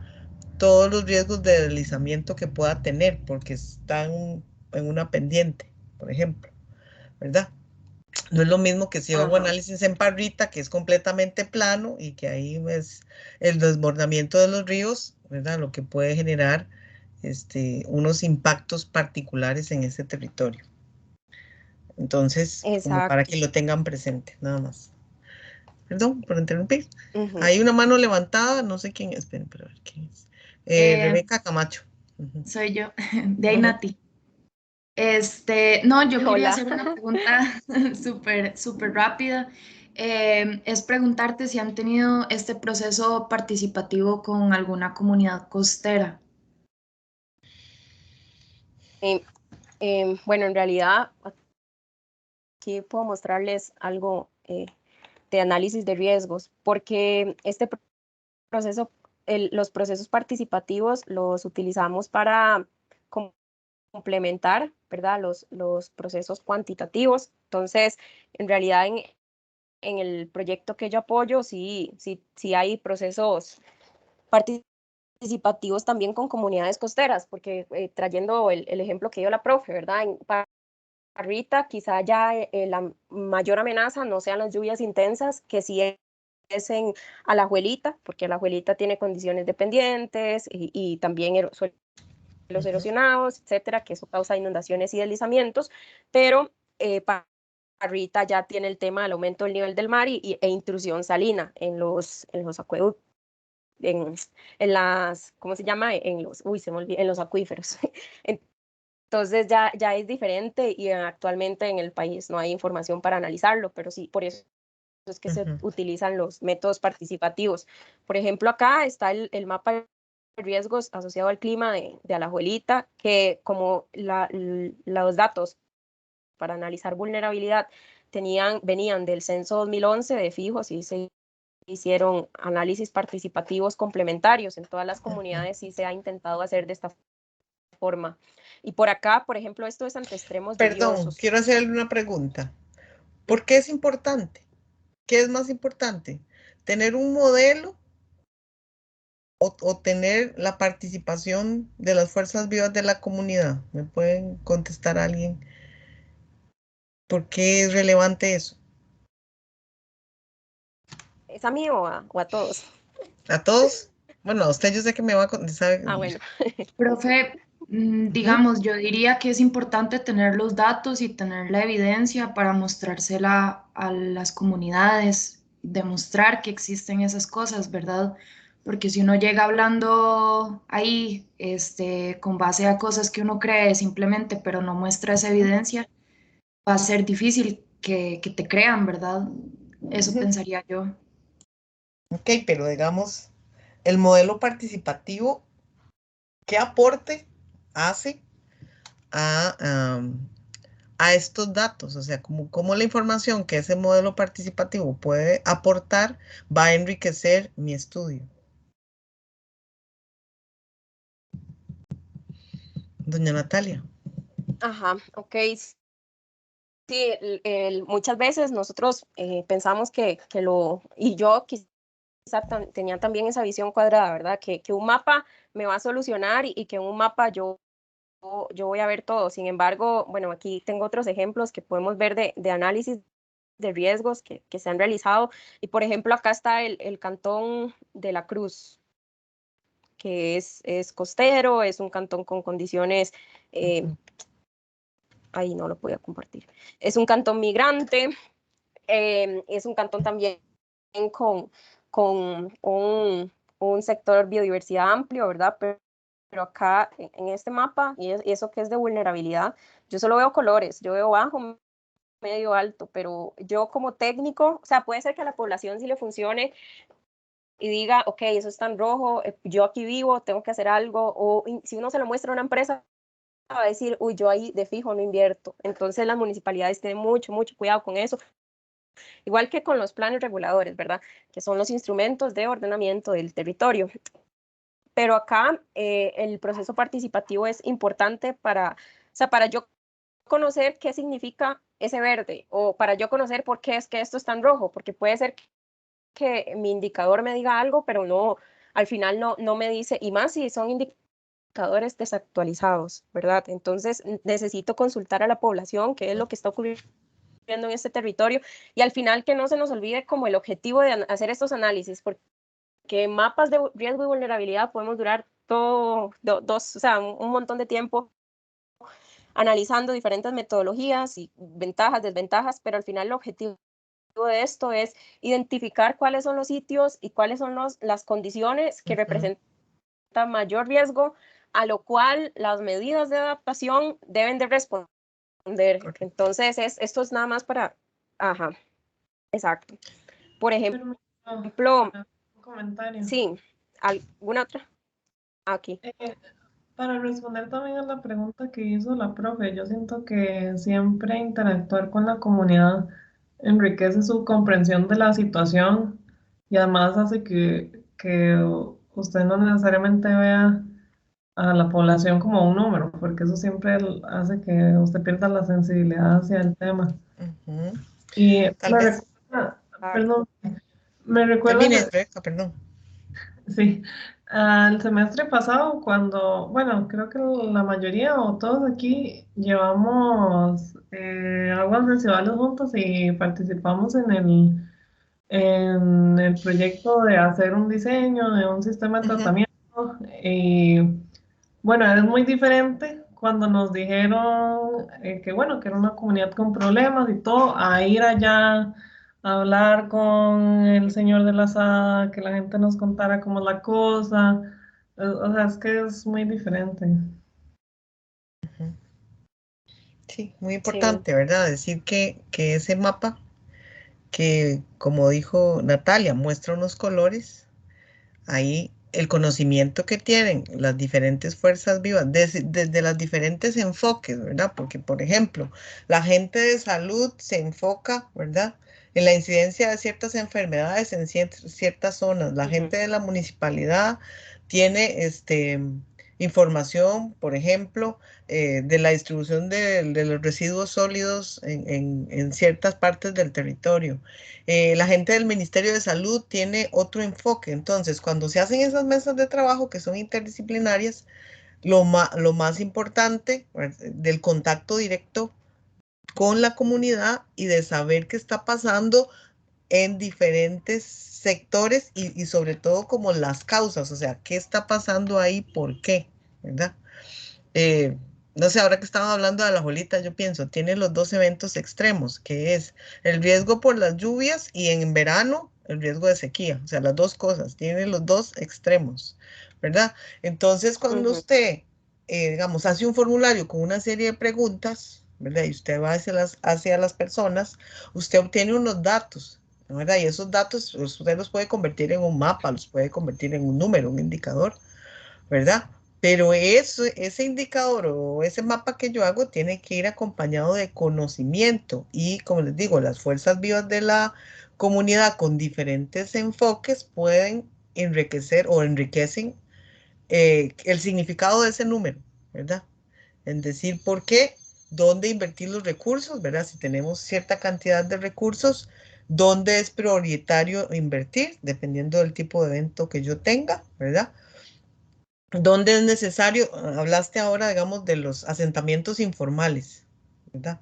Y puede ser que la municipalidad invierta en tratar de sacar a esa gente y la mueven a otro lugar y de repente cuando los movieron y al tiempo se devuelven y se vuelven a colocar en el mismo lugar.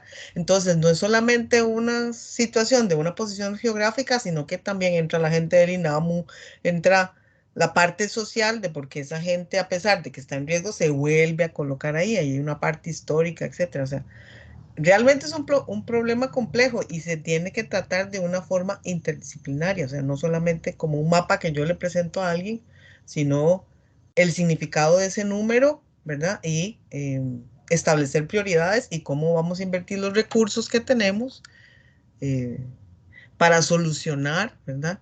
Eh, aquellos problemas que nosotros identifiquemos como prioritarios para la comunidad. Y eso es súper, súper importante. Exacto. Perdón, ya no interrumpo. Bueno, entonces seguimos. Igual yo puedo enseñarles más cosas que, o sea, no, bueno, voy a mostrarles esto nada más como para terminar esta parte. Entonces, sí, estábamos con el análisis de riesgo climático, vimos que es muy importante la parte o los procesos participativos debido a que complementan y, por ejemplo, brevemente, ese es el perfil, ajá, ¿alguien abrió el micrófono? Okay, creo que no. No. Ah, ok. No, este es el perfil de a la abuelita. Ah, ok. Sí, cuando se acaba la clase, yo creo que no va a dar tiempo, pero igual nada más para terminar esta parte. A la abuelita, esto es zona protectora, entonces aquí vemos los pozos o nacientes, aquí vemos los asentamientos informales, vemos también esto que se ve aquí como transparente, la mancha de desarrollo urbano, y a la vez vemos como los ríos y los afluentes, entonces al final es que por eso es que adaptación es algo interdisciplinario y acá uno podría agarrar como los diferentes, es decir, emisiones atmosféricas para conocer la parte de cambio climático, sistemas de información geográfica, aguas, también sistemas ecológicos. Bueno, no tenemos nada de desarrollo urbano que me acuerde. Me disculpan si no me acuerdo, pero sí, entonces todos se unen y luego estos mapas de fijo que cuando uno los lleva a campo puede ser que hayan discusiones, ¿verdad? Que alguien no esté a favor de algo, digan, no, es que porque estos están verdes y acá. De hecho, este es el de eventos lluviosos. Acá en esta zona, en esta parte de Alajuelita, al norte, hay un lugar que se llama Calle El Mango, que ocurrió un deslizamiento fuertísimo, pero eso también tiene que ver con las condiciones hidrogeológicas del territorio. Entonces, hay uno sí debe clarificar cuando la mayor razón es cambio climático o tiene otras razones. Ahora, otra forma de hacer mapas que tenemos, es que hay diferentes metodologías, igual a nivel país no se ha definido una, porque hay muchos retos, que un día podemos hablar, bueno, no sé, pero si hay bastantes retos, entonces tenemos riesgo, amenaza, exposición, vulnerabilidad. Entonces, hay también otra metodología que viene a clasificar o a analizar el riesgo a nivel sectorial, es decir, cuál es el riesgo de la población, cuál es el riesgo del hábitat urbano, cuál es el riesgo del sector primario, que se asocia al sector agropecuario y pesca, etcétera. Y entonces tenemos estos mapas que son indicadores no es un análisis tan robusto. Y luego otro que sí me gustaría mostrar es otra propuesta de cómo analizar el riesgo basado en integrando aspectos de análisis de conflictos de uso de la tierra, es decir, se tiene una capa de uso de la tierra, una parte de uso de la tierra, la capacidad de uso. Entonces, si yo resto esto, ¿verdad? O ver, agarro la capacidad de uso del suelo que me lo da el INTA, que es el Instituto Nacional de Transferencia Agropecuaria. Y el uso de la tierra es actual, ¿verdad? Que el uso de la tierra lo saco con sistemas de información geográfica. Entonces, si yo mezclo estos dos, voy a tener cuál es el conflicto de uso de la tierra. ¿Qué me refiero con eso? Que puede ser que en la capacidad de uso diga que este territorio tiene que conservarse, pero en el uso real de la tierra hay urbanismo. Entonces, esto ya es un conflicto. Y bueno, por acá tenemos un índice de vulnerabilidad y bueno, al final lo que hace este modelo es, más que todo, mejor se los muestro en mapas, tenemos las amenazas de inundaciones de la CNE, este es el Cantón de Buenos Aires, que ok, sí es bastante expuesto, luego tenemos los deslizamientos, la capa de la CNE, que por acá hay uno, acá hay otro, luego tenemos un análisis de la erosión laminar, porque la erosión se cuenta como un factor de vulnerabilidad, entonces vemos que, por ejemplo, el Cantón de Buenos Aires tiene muchos lugares en donde es muy alta y esto se hace con modelos. Luego tenemos un análisis de la inestabilidad de laderas y luego a partir de eso se hace por otro lado también se hace una aproximación a incendios por puntos de calor en el cantón y esto es otra amenaza, ¿verdad? Y por último también tenemos un mapa del conflicto de uso de la tierra. Y bueno, al final, con toda esta información, es que podemos hacer el índice de vulnerabilidad y también a este le llamaron exposición integrada, pero es en realidad el de riesgo. Entonces, esto nada más era para comentar que hay diferentes formas de hacer un análisis de riesgo y que hasta ahora no se ha identificado la única o la ideal, digamos. Entonces, ya para continuar, tenemos la adaptación, que entonces analizamos el riesgo, los impactos históricos, qué ocurre en el territorio, y la adaptación son todas esas acciones, inversiones, prácticas o cambios ejecutados a nivel de individuo, a nivel de comunidad, a nivel de institución o a nivel de gobierno para enfrentar las amenazas, reducir la vulnerabilidad y el riesgo y reducir daños y pérdidas, fortalecer la resiliencia y aprovechar las oportunidades dentro de los diferentes sistemas. Entonces, siempre que sea una medida de adaptación, debe justificar cómo se está reduciendo la vulnerabilidad, cómo reduzco el riesgo. Sería increíble poder justificar cómo se reducen las pérdidas y daños, pero eso es un impacto a largo plazo y hasta este momento no tenemos un modelo a nivel país que nos permita saber esto, que en mitigación por otro lado, sí. Y bueno, algo importante de la adaptación es que en Costa Rica, bajo la Política Nacional de Adaptación, se manejan tres enfoques, que es adaptación basada en ecosistemas, que ponemos a los ecosistemas o a la biodiversidad como centro de nuestras soluciones para la adaptación basada en comunidades, que pone los saberes tradicionales, ¿verdad? Los saberes de la comunidad como base para la adaptación y la gestión del riesgo, que es esto de manejar sistemas preventivos, de la planificación ante los eventos. Entonces, adaptación, más que un tema de ambiente, es un tema de desarrollo y por lo que compete a todos los sectores. Por acá, nada más era para que viéramos un poco de los impactos a nivel de sectores. Este es un diagrama de la Política Nacional de Adaptación en donde se ve cómo es que el cambio climático afecta a agricultura y pesca, recursos hídricos, biodiversidad, la salud, la infraestructura, el desarrollo territorial y el turismo. Entonces, las medidas de adaptación deben responder a todos estos sectores también. Ya son casi la 1:40, ¿verdad? Entonces, no sé si sigo o usted me dice, profe. ¿Qué? ¿Como unos 5 minutos más? Ok, bueno, entonces nada más para terminar esta parte, sí.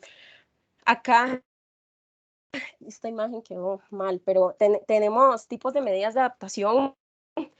Como ven, la adaptación no es solo una infraestructura o, no sé, reforestar o restaurar, sino que tenemos medidas blandas, también le llamamos condiciones habilitadoras, que son todos estos estudios, las investigaciones, como por ejemplo los análisis de riesgos, las proyecciones, tenemos aspectos de coordinación entre actores, la comunicación, el fortalecimiento de capacidades que tiene que ver con educación, que todas las personas entendamos qué es adaptación, la asistencia técnica, las políticas, los instrumentos regulatorios, también las estructuras de incentivos, ¿verdad? Porque una medida de adaptación que quizás nosotros no, o sea, no pensemos y digamos, uy, no, eso que tiene que ver, qué mecanismo voy a hacer o qué, es, por ejemplo, que en las líneas de los proyectos de inversión pública, que todo esto llega a Mideplan, que es el Ministerio de Planificación y Política Económica, algo así. Entonces, que dentro de esos proyectos de inversión pública que debe aceptar el Mideplan, pongan como requisito que se haya considerado dentro de esta infraestructura criterios de adaptación ante el cambio climático. Eso es una medida de adaptación y tiene totalmente que ver con política y con estructuras de incentivos.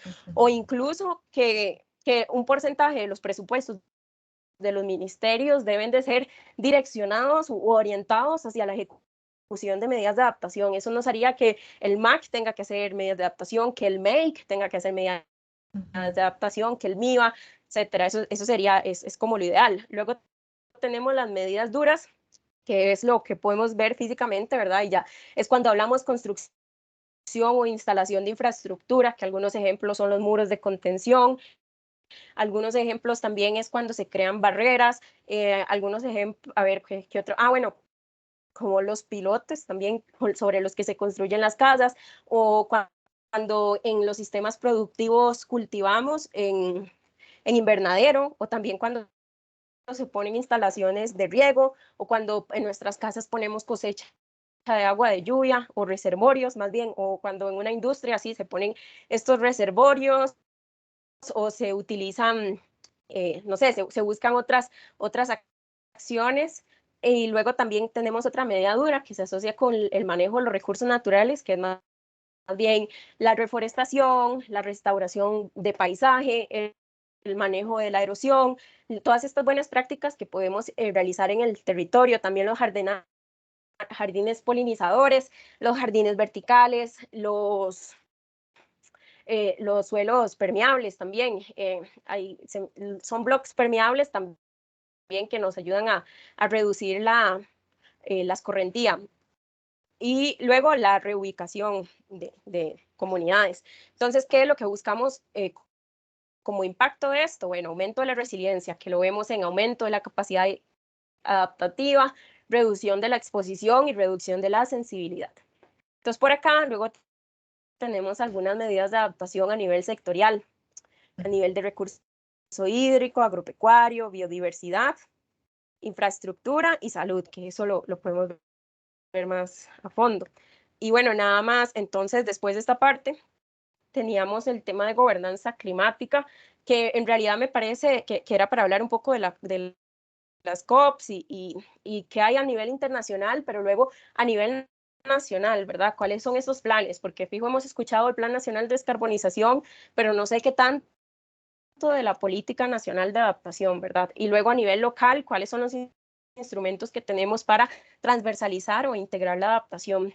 Y, yo creo que... Perdón, Natalia. Eso... Te la interrumpe. Antes de que siga, porque hay demasiada información, ¿verdad? Entonces podemos seguir. Yo nada más quiero hacerle a usted una pregunta y quiero que le transmita a sus compañeros, ¿verdad? Desde su experiencia. Usted, bueno, ¿cuánto se ha avanzado en este tema de adaptación? ¿Qué crees que viene para los próximos años, ¿verdad? Y cómo los ingenieros ambientales nos podemos integrar en ese trabajo. Esas 3 preguntas. Sí, que es demasiado lo que podemos hablar de adaptación. Ok, primero, ¿qué es lo que existe? Los esfuerzos existentes. Tenemos por acá, lo había puesto en la diapositiva. No, pero no me ponga, perdón está el que proyecto. interrumpa. Yo quiero hablar de su experiencia, de la ya. suya, o sea, personal. Ya hablando, Natalia, ¿verdad? ¿Cómo ha sido tu experiencia? Listo. ¿Cómo cree usted, verdad, que se ha avanzado en temas de adaptación? ¿Para dónde vamos, de acuerdo con tu experiencia? ¿Verdad? Y cómo se pueden involucrar sus compañeros en los próximos años en esos temas. Sí, claro. ¿Qué hemos avanzado. Yo creo que el país sí ha tomado como, o sea, hay esfuerzos.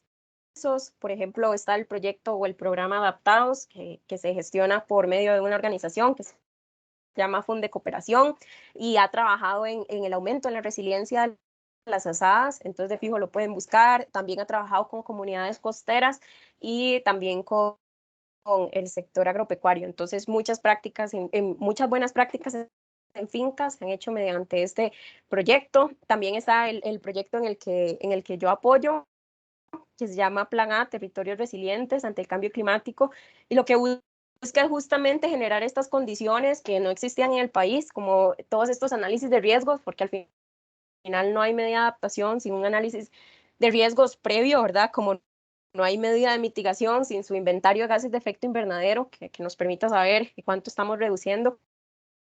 Y dentro del proyecto Plan A estamos trabajando con 20 cantones, en donde hay costeros, hay urbanos también y hay cantones rurales.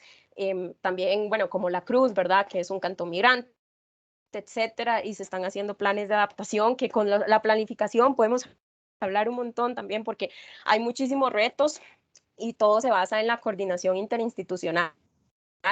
Y más allá de eso, también se van a hacer análisis de riesgos para los otros 63 cantones. Y, ok, creo que la profe se salió. No, no, aquí Bueno, estoy. no sé. Ahí está. Sí, es que se me movió el cuadrito. Ajá. No, y luego, ¿qué viene? En Costa Rica tenemos la Política Nacional de Adaptación, que mide plan, dice que en Costa Rica se debe hacer política y luego a partir de esa política se hacen planes, ¿verdad? Entonces se hizo una política en el 2018, pero sin plan. Entonces, en este 2022 sí se va a lanzar el primer Plan Nacional de Adaptación 2022, 2026, y hay muchos retos también detrás de ese plan, porque han sido basados, hay dos formas de planificar. Una, todo lo que nosotros queramos hacer, como se hizo en el Plan Nacional de Descarbonización, pero no se alineó a los sectores, no se coordinó, nadie asumió responsabilidades desde que se lanzó. Entonces es un plan ambicioso, sí, pero que se vaya a lograr todo, no sabemos. Otra forma de planificar es integrando a todos los actores y que las medidas que queden en ese plan sean basadas en presupuestos institucionales o algunas sí sujetas a la adquisición de recursos externos. Entonces eso juega un poco en la ambición, pero es el primer esfuerzo por tener un plan nacional de adaptación. Eso va a estar en el 2022, 2026, y hay algunos proyectos, digamos, de cooperación. Yo creo que en realidad la adaptación es un gran reto y no podemos verla alejada de desarrollo, ¿verdad? Entonces todo este tema de infraestructura, todo el tema de asentamientos informales vienen a incentivar o a influenciar en las medidas de adaptación o en qué tanto hemos avanzado en la adaptación. También tenemos el Sistema Nacional de Métrica de Cambio Climático, que ahí en teoría vamos a tener una herramienta para el monitoreo y reporte de medidas de adaptación, que espero que se lance este año. Y igual se los iba a mostrar, pero estaba hasta el final. Entonces esa es otra forma de ir monitoreando, viendo el avance. Y ahora, ¿cómo nosotros como ingenieros ambientales nos podemos involucrar? Yo creo que hay demasiadas formas, como vieron, la adaptación no es algo de un solo, o sea, no es algo de una sola carrera, y hay que entender muchas cosas que son a nivel interdisciplinario, ¿verdad? El clima, hay que entender aspectos socioeconómicos, hay que entender, a ver, los aspectos básicos de biodiversidad, recursos hídricos, todo esto para ver cuál es la mejor medida de adaptación o qué podría llegar a ser una medida de adaptación. Entonces yo creo que los ingenieros ambientales tenemos todas estas habilidades interdisciplinarias y multidisciplinarias que sí nos permiten ponernos en este sector, ¿verdad? Y ser competentes con respecto a los ingenieros que ya son específicos en algo, ¿verdad? Un ingeniero ambiental puede ser competente a la par de un geógrafo o a la par de un meteorólogo o a la par de un ingeniero químico, ¿verdad? O a la par de un hidrólogo. Entonces, sí, básicamente yo creo que es total, o sea, nos podemos involucrar de muchas formas y claro que sí hay oportunidades, y como yo creo que hay varios proyectos ya, por dicha ya se está hablando más de adaptación, porque a la par de mitigación, la adaptación es algo que va apenas surgiendo, van pañales, pero sí, entonces la forma sería como igual, ¿verdad? Como empezamos nosotros con prácticas profesionales, con pasantías, etcétera, empezar a buscar cuáles son proyectos que ahorita en este momento se están haciendo y no solo pensar en mitigación, ¿verdad? Muchas veces toda la gente piensa en cambio climático y es mitigación, gases de efecto invernadero, inventario de gases de efecto invernadero y dejan de lado la parte de adaptación que puede llegar a ser, ambas son igual de importantes, ¿verdad? Pero como persona que trabaja en adaptación, no puedo decir que lo que más me gusta es adaptación, ¿verdad? Y que lo realmente importante porque el cambio climático ya es una realidad y sí, es importante reducir gases de efecto invernadero, pero tenemos que responder a los eventos que van a ocurrir en el corto y en el mediano plazo, que la reducción de gases de efecto invernadero, ¿verdad?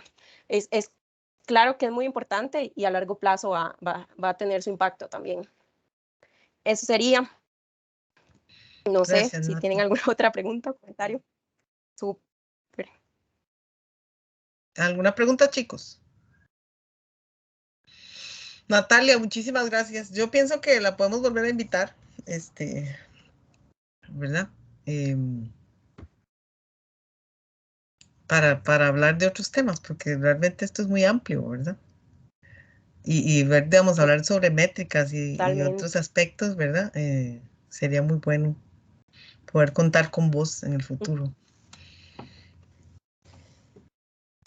Claro, no, falta de hablar de gobernanza, o sea, falta el tema de las COPs y que no sé si ya hicieron como ese recorrido histórico de qué se ha logrado en cada una y por qué es importante. Yo sí, digamos, estuvo el martes y entonces ella se enfocó un poco en esa participación en las COPs, ¿verdad? Perdone que la corte, pero es que tengo que dar clases a las 3, sí.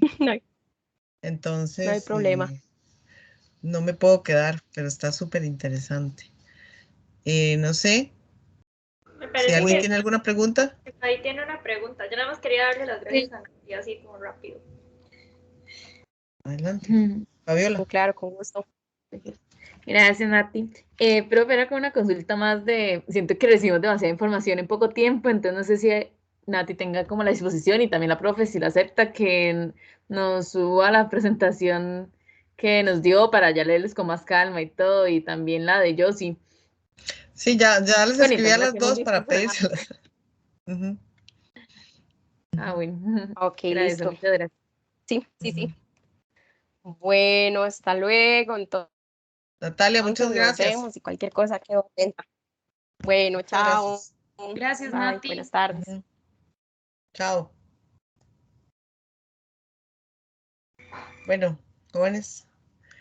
Sí, yo voy a gestionar ambas presentaciones, ¿verdad? Para subirlas ahí en el Teams, ¿ok?